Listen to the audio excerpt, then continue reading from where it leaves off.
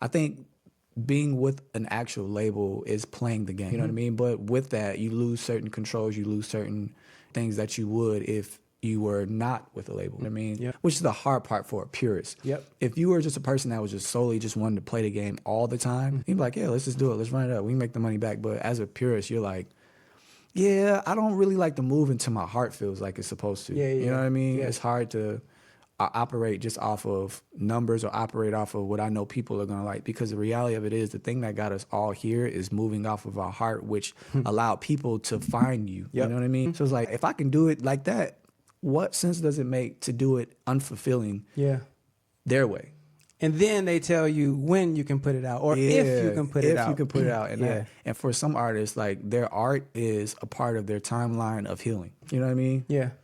Now, I love how you broke that down, because it is like it depends on what kind of artist you are. There's some people who that doesn't matter to them, and that's okay, and that works for you. But I would much rather take the long road and, like you said, be fulfilled, because that's why I chose music. I did this so I didn't have to feel stressed. I did this so I could move at my pace, and I didn't like being told what to do in school. Like, I just, this is my vision. Let me curate it how I want to.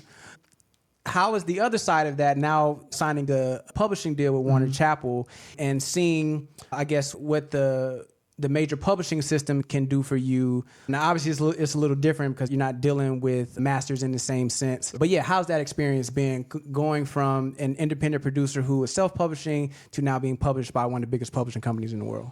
I think the one thing that I really understand about it is having that name sometimes attached to you also makes people look at you different. You know what I mean? For instance, me getting the Drake repost made people see me different. You ever heard that saying where the guy was like, you put a trash can in an alley, it's a trash, but if you put it on a white backdrop with the right lighting, it's art. You know what I mean? I feel like it's something like that.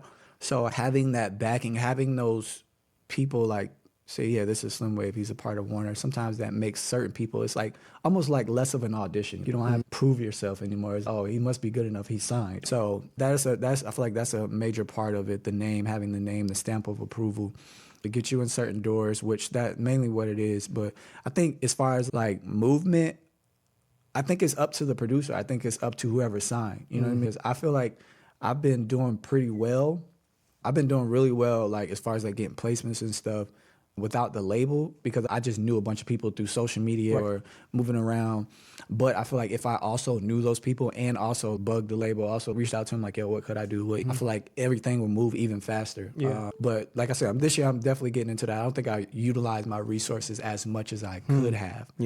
Just based off of not understanding how labels work. You know what I mean? You have to play the follow-up game for sure and stay on people. And you learn that, especially navigating, because at the end of the day, they're only going to be as strong as you push them to be. And you have to stay on people because they're dealing with so many different artists and producers and everything. That's a great point. And learning how to self-manage or have someone in place that can help it really stay on people and stay on their heads to get what you need done.